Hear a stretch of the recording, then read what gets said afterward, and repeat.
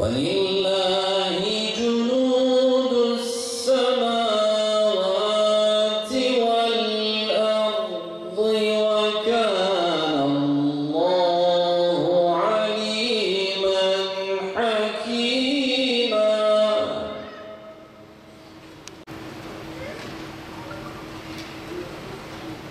لِيُدْخِلَ الْمُؤْمِنِينَ وَالْمُؤْمِنَاتِ جَنَّاتٍ تَجْرِي مِن تَحْتِهَا الْأَنْهَارُ خَالِدِينَ فِيهَا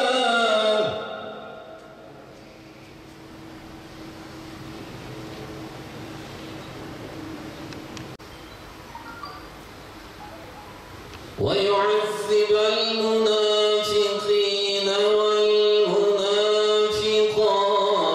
وَالْمُشْرِكِينَ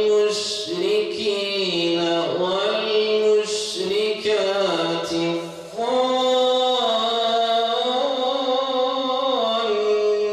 الظَّانِّينَ بِاللَّهِ ظَنَّ السَّوْءِ.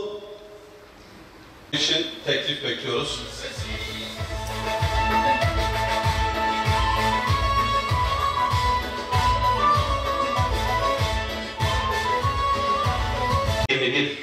Aralığın 15'i.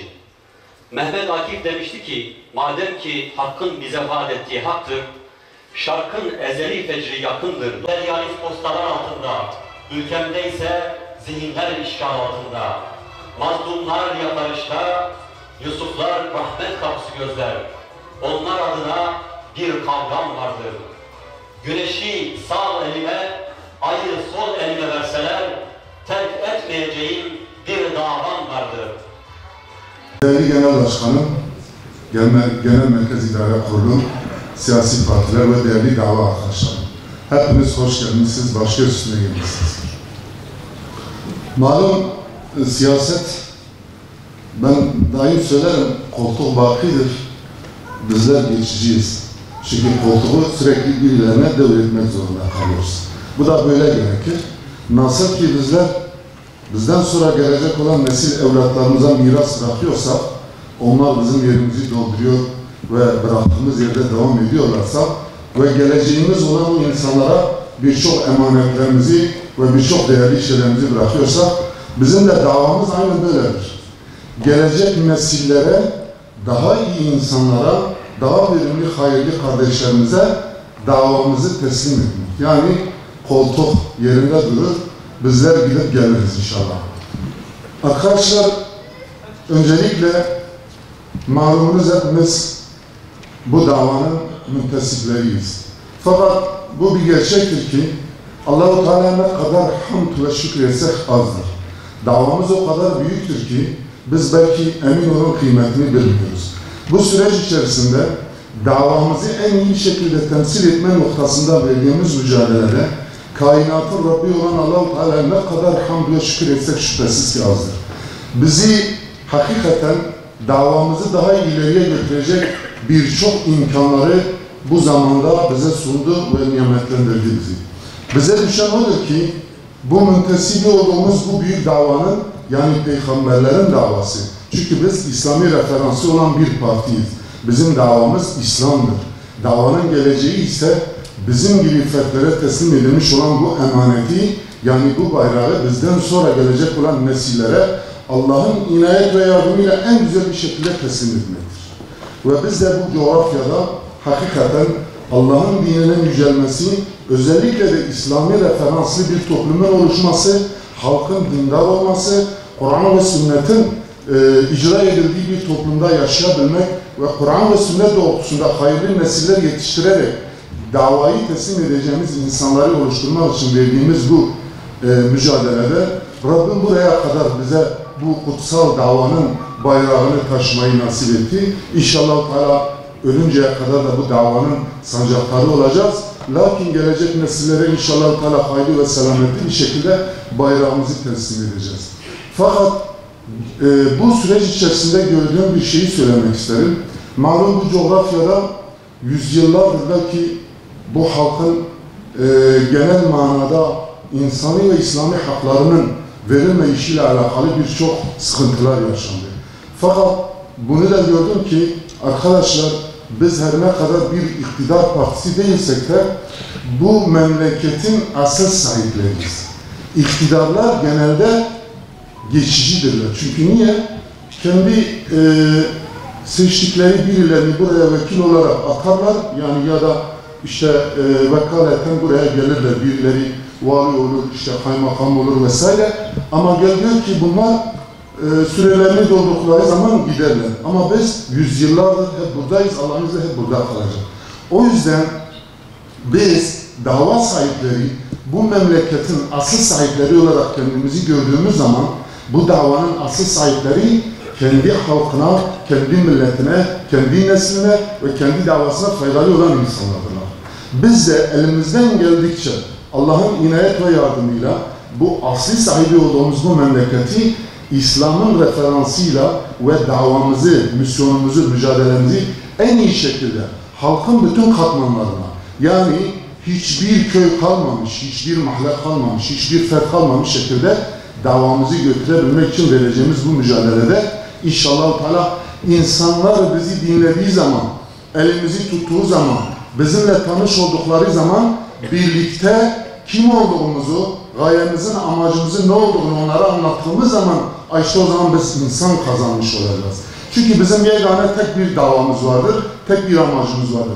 İnsanları Allah'a kul etmek ve bu davanın hizmetinde onlarla birlikte çalışmaktır. O yüzden bize düşen genel manadaki asıl unsur budur. Bir de bunu da söyleyeyim, teşkilati manada en iyi bir şekilde çalışmanın gereklerini gördüm. Malumunuz teşkilati olmayan bir yapı tamamen sakat, tamamen yürüyemez, tamamen hiçbir iş yapamaz bir haldedir. Elhamdülillah bizim genç ve dinamik bir potansiyelimiz var. Bu kardeşlerimiz hepsi çalışmaya hazırlar. Olabilir, dünyanın ve Türkiye'nin konjonktüründe şunu da görüyoruz ki malumunuz maalesef atalet ve dünya malına aşırı şekilde bir meyil olduğu için insanların bir tembelliği söz konusudur.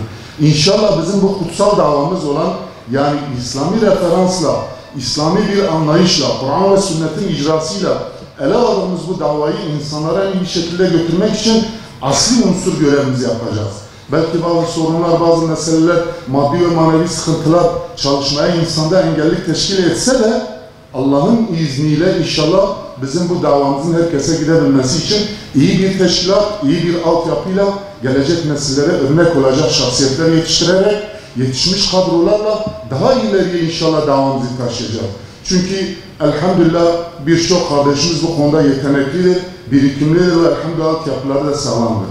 Rabbim bu davayı daha hayırlı nesillere yetiştirebilmek için bize verilmiş olan bu emaneti en iyi bir şekilde bizden daha iyi, bizden daha geç, bizden daha dinamik insanlara bu bayrağı teslim etmeyi nasip ettiği için ne kadar hamd ve şükür olsa etsek azdır.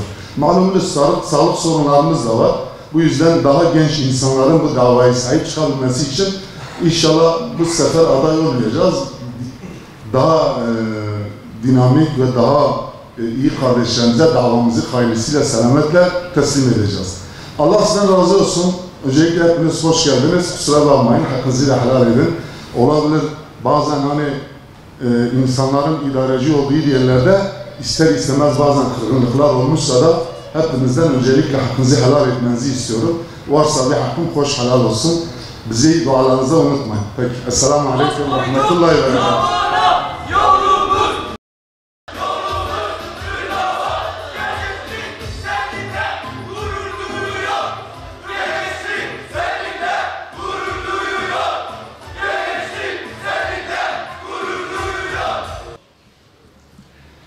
Sayın Genel Başkanım ve kıymetli misafirler, sizleri selam olan Allah'ın adıyla, saygıyla, sevgiyle, muhabbetle selamlıyorum.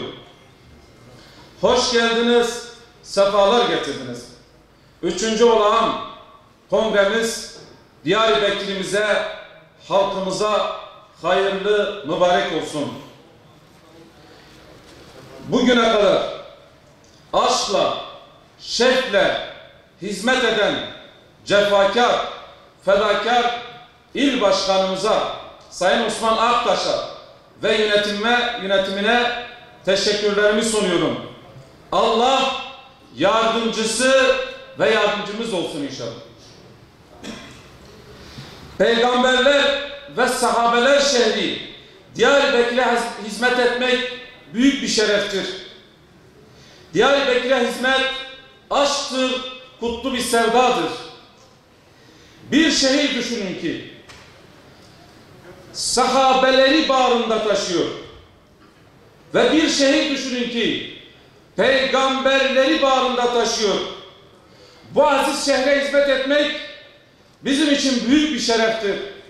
Bu aziz şehirden peygamberler ve sahabeler kokusu geliyor. Aziz hemşehrilerim, Ahmet şehrimiz manevi olarak 5.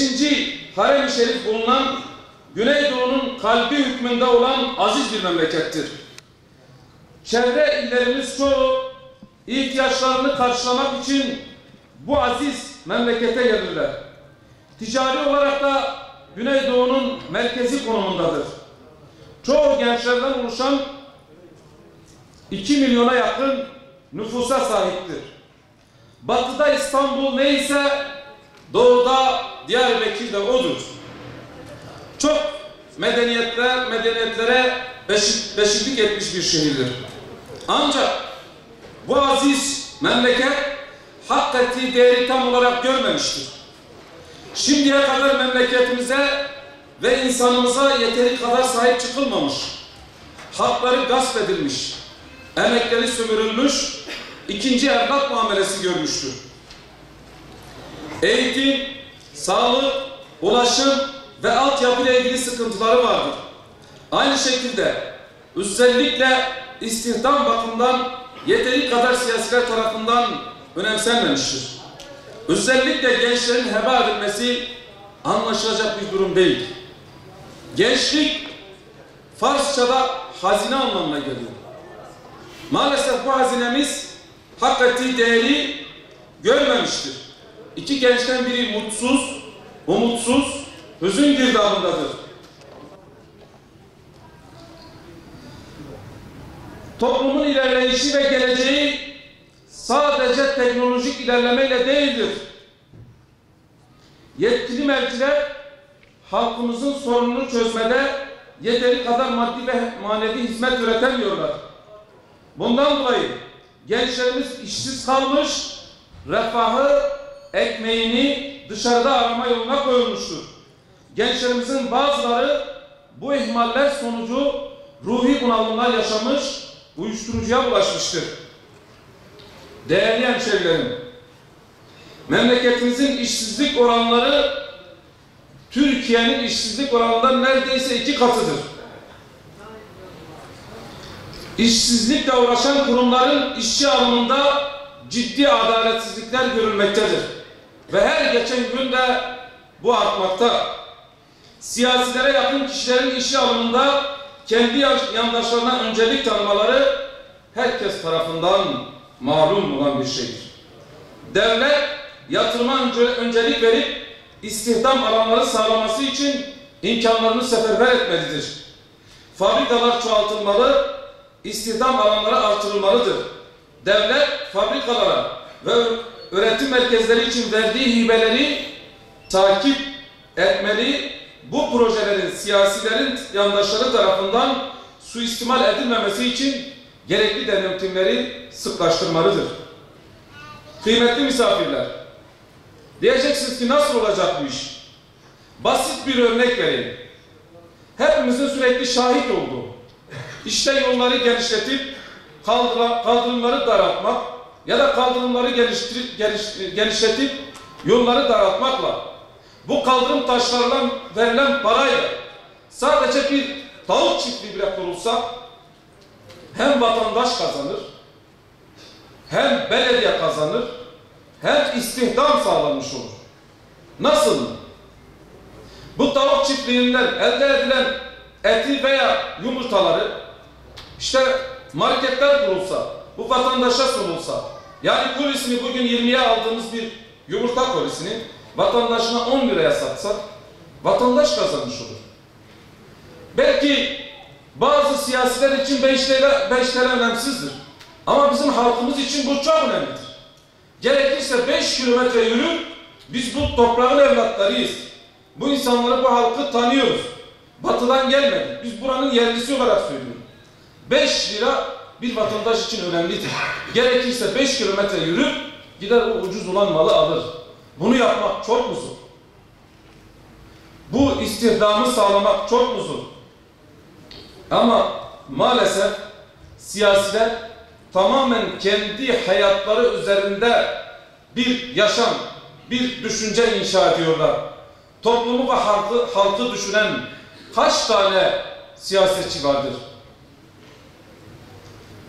Ve bu noktada mazlumların hamisi, Hür Dava Partisi, mazlumların hamisi, Hür Dava Partisi, mazlumların hamisi, Hür Dava Partisi, mazlumların hamisi. ve diyoruz ki gençlerimizi kaldırım taşlarına kurban etmeyin. Sırf dışarıdan iyi görünmek, rant sağlamak ve oy almak için gençlerimizi heba etmeyin. Üretim ve istihdam yapmak çok mu zor? Ve gençlerimiz tek tek elimizden kayıp gitmektedir. Başka milletlerin tecrübesini yaşamaya hiç niyetimiz yok. Hüdapar olarak buna dur diyeceğiz. Yıllardır bunun mücadelesini de vermekteyiz. Gençlerimizin geleceği ve toplumumuzun maslahatı için her türlü zorluklara katlandık. Ciğerimizden parçalar koptu. İstikrarla ve istikamet üzerinde kalmak için yüzümüzü ekşitmeden nice acıları yuttuk. Yeter ki toplumumuz ve gençlerimizin geleceği selamette olsun diye. Çünkü bizim davamız kökü tevhide dayanan adalet davasıdır. Yeryüzünde insanlığın her türlü korkudan emin olmayı sağlayan merhamet davasıdır. Siyaseti toplumun faydası için yapan, her türlü esareti reddeden, zihnen ve bedenen hür olan Hür Dava Partisi'dir. Hüdapar'ın ilkesi, adaletin tesisi, Hüdapar'ın ilkesi, adaletin tesisi, Hüdapar'ın ilkesi, adaletin tesisi. Tüm Diyarbakır halkını Hüdapar'a davet ediyorum. Hüdapar hepimizin partisidir. Gelin hep beraber el ele verip yarınlara yürüyelim. Tekbir! Allahu Ekber! Tekbir! Allahu Ekber! Tekbir! Allahu Ekber! İnanç değerlerimiz ve bize ait mükemmel bir medeniyetimiz var. Birlikte güçlüyüz. Bu nedenle gelin hep beraber sesimizi yükseltelim. Diyarbakır gibi kadim memleketimizde iş alanları oluşturup birlikte yarınlara yürüyelim. Ve tüm Diyarbakır halkına ve gençlerine burada da çağrı yapıyorum. Her zaman ve her sürede size hizmet etmek için hazırız. Her zaman kapımızı çalabilir. Hangi fikir, hangi renk, hangi ırk, hangi kültür olması önemli değildir. Çünkü tek başımıza sesimiz çıkmıyor ve hep beraber olursak inşallah daha güzel sesimizi duyurabiliriz. Emrimi Batı'ya Lozan'ım! Emrimi Batı'ya Lozan'ım! Emrimi Batı'ya Lozan'ım! Evet kardeşlerim, ulaşım ve çevreyle ilgili bu aziz memleketimizin sıkıntıları var. Eski yerleşim yerleri olan Merkez Bağlar ve Sur ilçemizin yolları ve altyapısı iyi durumda değildir. Eski yerleşim yerlerinin kentsel dönüşüm yapılırken yolları düzeltilmeli, yeşil alanlar ve çocuk parkları alanları çoğaltılmalıdır. Şanlıurfa'ya kadar gelen otoban yolu bizim aziz şehrimize maalesef gelmemiştir. 1993'ten beri büyük şehir olan Diyarbakır'ımıza gelmesi gerekirken ama halen otoban yolu gelmemiştir. Bunun gelmesi için takipçisi olacağız. Hızlı tren Diyarbakır'a getirilmeli ve aynı şekilde tren garı da şehrin merkezinden şehrin dışına çıkmasını istiyoruz.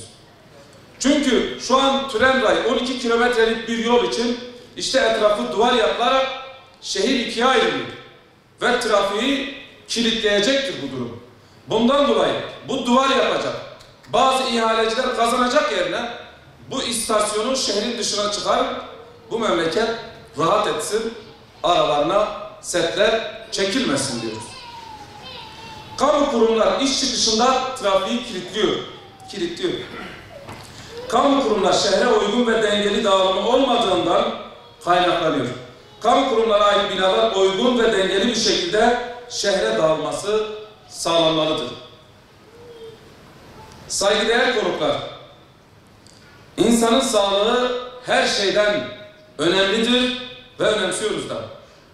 Memleketimiz dediğimiz gibi bu doğunun kalbi, Güneydoğu'nun kalbi hükmündedir. Çoğu çevre iller bile tedavi olmak için bizim memleketimize gelirler. Ama halen memleketimizde şehir hastanesi yapılmış değil.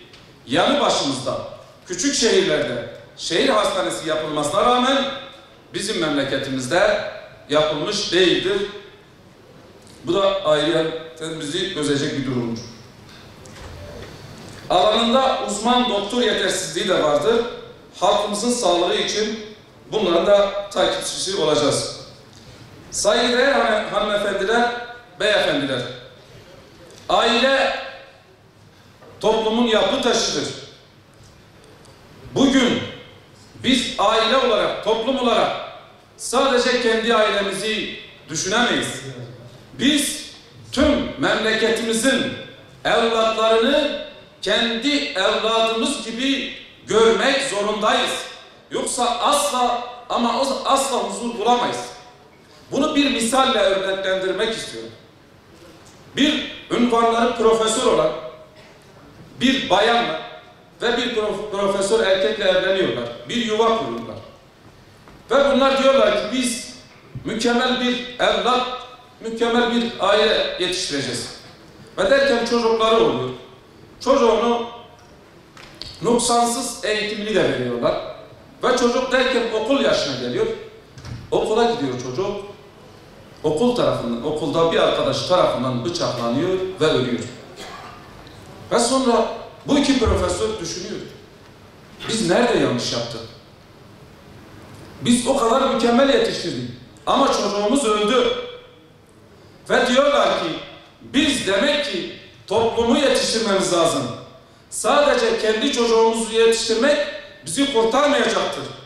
Toplumun evlatları da bizim evlatlarımızdır. Biz Hüdapar olarak böyle düşünüyoruz.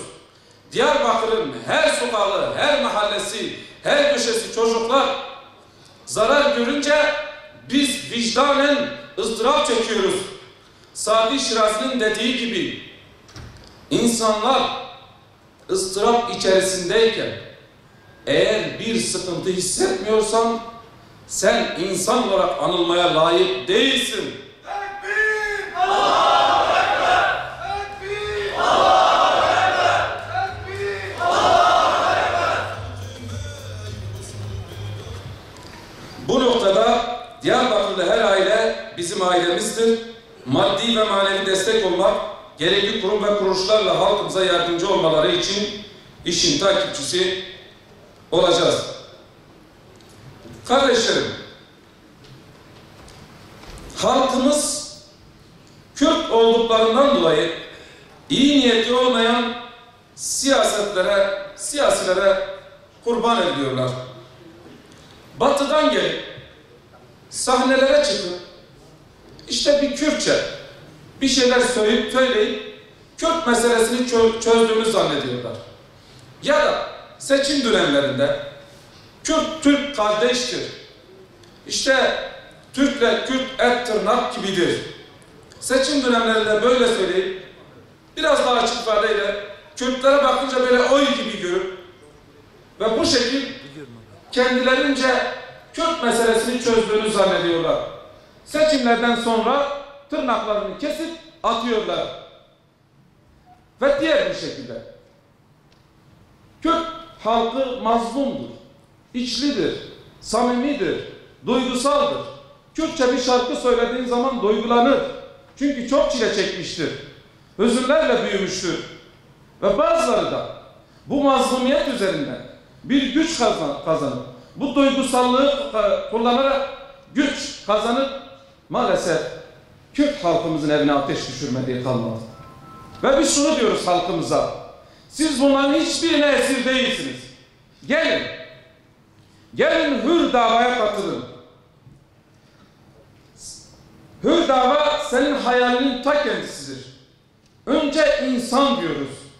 Kültür, ırk, renk, statü gözetmeksizin İnsan olmanın kişiyi onurlu kılmak ve haklarını tayin etmek için yeterli olduğunu söylüyoruz.